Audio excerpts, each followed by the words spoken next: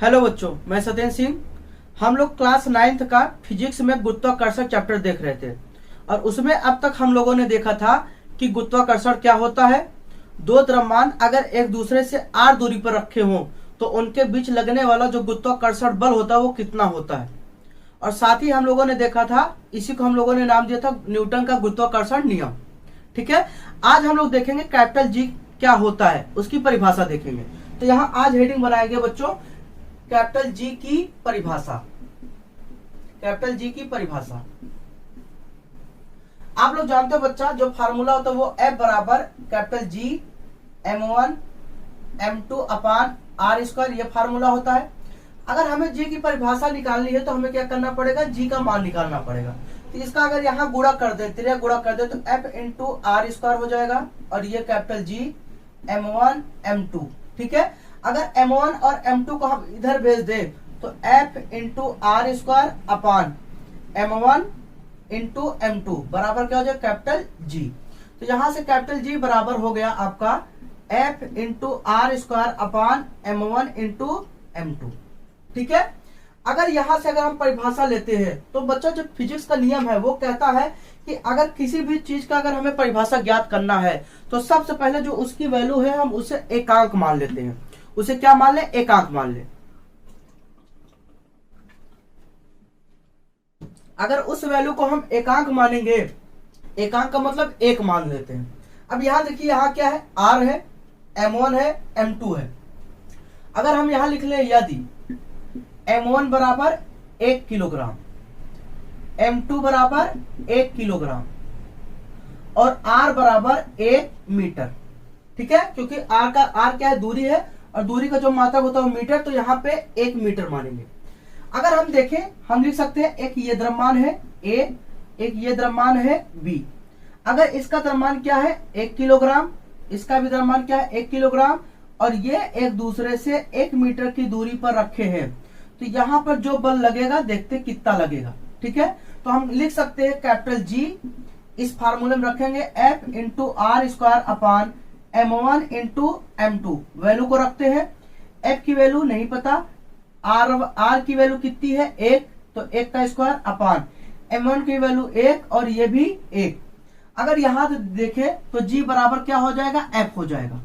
तो हम कह सकते हैं, अगर हम इसकी परिभाषा दें तो कह सकते हैं दो एकांक द्रव्यमान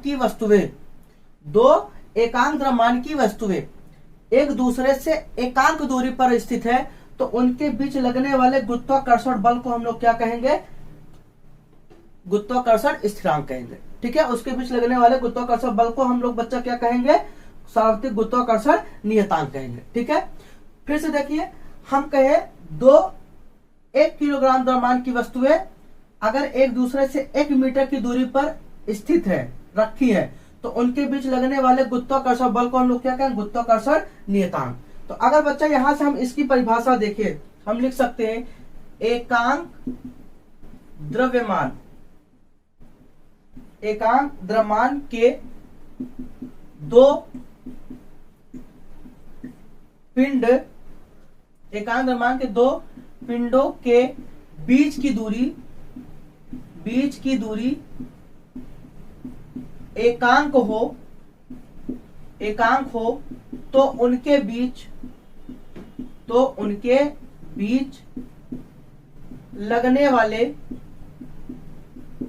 लगने वाले गुरुत्वाकर्षण बल के परिमाण को सार्वत्रिक गुरुत्वाकर्षण नियतांक कहते हैं। सार्वत्रिक गुरुत्वाकर्षण नियतांक या गुरुत्वाकर्षण नियतांक कहते हैं। ठीक है, तो हम अगर कहें कि गुरुत्वाकर्षण नियतांक क्या होता है तो हम कह सकते हैं गुरुत्वाकर्षण नियतांक उस बल के परिमाण के, गुरुत्वाकर्षण बल के परिमाण के बराबर होता है जब दो वस्तुएं, एकांक द्रव्यमान की दो वस्तुएं 1 मीटर की दूरी पर रखी हो। तो ये बच्चा क्या हो गया, ये कैपिटल जी की क्या हो गई, परिभाषा हो गई। आप जानते हो जो कैपिटल जी होता है वो स्थान बदलने पर बदलता नहीं है। इसकी जो वैल्यू होती है वो कितनी होती है, 6.67 गुणित 10 की घात कितना होता है, minus 11 newton into metre square पर किलोग्राम स्क्वायर होता है। तो ये क्या हो गया, ये जी की परिभाषा। अगर बच्चा यहाँ देखे जी का मात्रक, अगर हम जी का मात्रक देखें तो क्या होगा, तो देखिए जी का जो फार्मूला है वो है F into r square upon M1 into M2। यहाँ देखें अगर बल F क्या है, बल का मात्रक क्या होता है, न्यूटन होता है। R क्या है, दूरी का मात्रक क्या होगा, मीटर, स्क्वायर है तो मीटर स्क्वायर बटे द्रव्यमान का मात्रक क्या होगा, किलोग्राम, तो किलोग्राम। ये भी द्रव्यमान है, इसका मात्रक क्या होगा, किलोग्राम। तो यहाँ लिख सकते हैं क्या हो जाएगा, न्यूटन इंटू मीटर स्क्वायर बटे या प्रति किलोग्राम स्क्वायर। तो जो जी का मात्रक होता है, जी का मात्रक वो हो गया न्यूटन इंटू मीटर स्क्वायर प्रति किलोग्राम स्क्वायर। ये बच्चा क्या होता है, कैपिटल जी का मान होता है, ठीक है, मात्रक होता है। अब बच्चा हम लोग देखते हैं इसी फार्मूले पर आधारित कुछ न्यूमेरिकल्स देखते हैं, कैसे न्यूमेरिकल्स बनते हैं। तो आइए बच्चों हम लोग देखते हैं सवाल। तो ये बच्चा क्या है, ये सवाल है, यदि दो लड़के जिनका द्रव्यमान 40 किलोग्राम है, मान लेते हैं दो लड़के हैं और ये बैठे हैं, एक ए है और एक बी है। इनका जो द्रव्यमान है M1 वो कितना है, 40 किलोग्राम, और इनका भी द्रव्यमान कितना है, 40 किलोग्राम। तो M2 बराबर कितना, 40 किलोग्राम। और कह रहा है कि ये दोनों एक दूसरे से 5 मीटर की दूरी पर बैठे हैं। कितने मीटर की दूरी पर, 5 मीटर की। तो R बराबर कितना हो जाएगा बच्चों, 5 मीटर हो जाएगा। तो कह रहे हैं इनके बीच लगने वाला जो गुरुत्वाकर्षण बल है F, ये दो लड़के हैं, दोनों का द्रव्यमान कितना है, 40 किलोग्राम, अर्थात M1 बराबर 40 किलोग्राम और M2 बराबर भी कितना, 40 किलोग्राम। ये दोनों एक दूसरे से 5 मीटर की दूरी पर है, तो R बराबर कितना हो गया, 5 मीटर। तो इनके बीच जो लगने वाला बल है वो कितना होगा, तो हम लोग जानते हैं बच्चों फार्मूला क्या था, F equal to ji M1 M2 बटे R स्क्वायर। तो यहां से जी देखे तो जी का मान 6.67 गुणते 10 घात माइनस 11। M1 का मान कितना है, 40, M2 का मान कितना है, 40 बटे R, इनके बीच की दूरी कितनी है, 5, तो 5 का स्क्वायर। अगर इसको देखें तो लिख सकते हैं 6.67 गुणते 10 घात माइनस 11 गुणते 40 गुणते 40, और यहां से देखें तो इसको लिख सकते हैं 5 गुणते 5। अगर यहां से बच्चा काटते हैं तो 5 अट्ठे 40, 5 से काटते हैं 5 अट्ठे 40, 8 का अगर मल्टीप्लाई करे, गुणा करे, तो यहां से F इक्वल टू हो जाएगा 6.67 गुणते 10 घात माइनस 11 और 8 अट्ठे कितना, 64। और 64 का अगर बच्चा इसमें हम मल्टीप्लाई कर दे, अगर इसमें गुणा कर दे, तो ये चीज लगभग आएगा 426.88। आप गुणा करके देख लीजिएगा, 64 का गुणा अगर 6.67 में करेंगे तो 426.88 आएगा, और ये साथ में गुणते 10 घात कितना था, माइनस 11।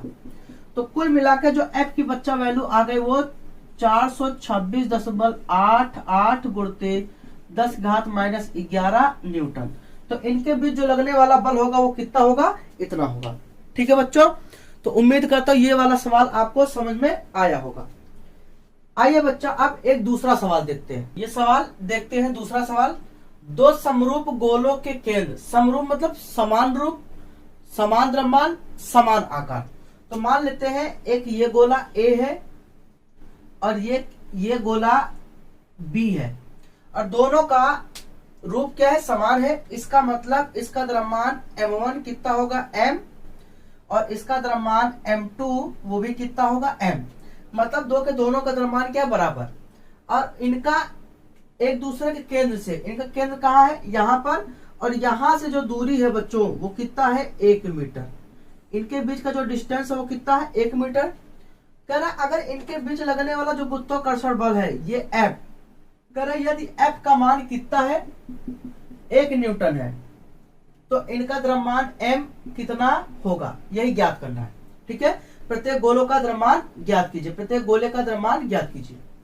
आप जानते हैं बच्चा F बराबर कैपिटल G M1 M2 बटे R स्क्वायर। एफ का मान कितना है 1, जी का मान 6.67 गुणते 10 घात -11, m1 का मान m, m2 का मान भी क्या है m, क्योंकि देखिए m1 का मान कितना है m और m2 का मान कितना है m बटे r, r की वैल्यू कितनी है 1 मीटर, ये क्या है r का मान है, ठीक है। r का जो मान है वो कितना है 1 मीटर है, तो यहाँ रखेंगे 1 का स्क्वायर। तो अगर बच्चा यहाँ देखे तो 1 इक्वल टू 6.67 गुणते 10 घात -11 और गुणते m क्या हो जाएगा m स्क्वायर। अगर इसको यहाँ भेजे दोस्तों तो ये क्या हो जाएगा m square equal to 1/6.67 into 10⁻11। अगर एक में 6.67 का भाग दे तो यहां से जो वैल्यू आएगी बच्चा वो आएगी, आप कर लीजिएगा, मैंने खुद कर लिया है, ठीक है। अगर आप इसमें भाग देंगे तो ये बच्चा जो वैल्यू आएगी वो आएगी 0.1499, 0.1499। अगर बच्चा एक में 6.67 का भाग देंगे तो 0.1499 और गुणते 10 घात कितना -11। अगर बच्चा हम दशमलव को इधर ले जाते हैं, एक अंक इधर ले जाते हैं तो 10 की घात में क्या करना पड़ेगा, एक अंक घटाना पड़ेगा, या जो क्या करेंगे यहाँ पर हम क्या कर देंगे, अगर एक अंक इधर ले जाएंगे दाहिने तरफ, जब भी दाहिने तरफ ले जाते हैं तो हमें क्या करना पड़ता है, यहाँ पर हमें क्या करना पड़ेगा, घटाना पड़ेगा, ठीक है। अगर हम राइट जाएंगे तो घटाना पड़ेगा, तो यहां से क्या हो जाएगा m स्क्वायर इक्वल टू क्या हो जाएगा आपका, यहां से 1.499 गुणते 10 घात -11 और इसमें एक घटाएं क्या हो जाएगा -12, तो m square equal to 1.499 into 10 to power कितना हो जाएगा आपका, यहां से -12 हो जाएगा। अब यहाँ बच्चा हम क्या करें, अगर हम m का मान निकालते हैं तो यहां से क्या हो जाएगा square root 1.499 into 10 to power -12। अगर दोस्तों इसका आप वर्गमूल निकालोगे किसका, 1.499 का, तो ये लगभग 1 अगर आप इसका निकालोगे तो ये लगभग 1.449 आएगा। तो यहां से आप इसका करोगे तो 1.224 आएगा, 1.224 और इसका करोगे 10 घात -6, तो इतना किलोग्राम। तो ये बच्चा क्या हो गया, ये आपका m का मान हो गया। इसका मतलब क्या है, आप इसे निकाल के चेक कर लीजिएगा, ठीक है। तो यहां से अगर इसका वर्गमूल निकालेंगे ये आएगा, और घात का हमेशा जब वर्गमूल निकालते हैं उसका आधा कर देते हैं। धनात्मक चिन्ह रहेगा धनात्मक चिन्ह लगाएंगे, ऋणात्मक चिन्ह रहेगा तो ऋणात्मक। अगर यहाँ पे 14 होता तो क्या कर देते, यहाँ 7 कर देते। तो ये क्या हो गया m का मान। इसका मतलब जो m1 है, m1 कितना था, m1 बराबर m, तो ये भी आपका 1.224 गुणते 10 घात -6 किलोग्राम, और m2 आपको कितना था, वो भी m था, तो इसका मतलब 1.224 गुणते 10 घात -6 किलोग्राम। तो ये बच्चा क्या था, न्यूमेरिकल, ये वाला आपको समझ में आया होगा। तो अगर दोस्तों आपको वीडियो अच्छा लगा, पढ़ाने का तरीका अगर अच्छा लग रहा है तो आप हमारे चैनल को जरूर सब्सक्राइब करें और वीडियो को लाइक करें, अपने दोस्तों के पास शेयर करें, उन्हें भी बताएं ताकि ज्यादा से ज्यादा बच्चे जुड़े और हम और अच्छे से पढ़ाएं। थैंक यू दोस्तों।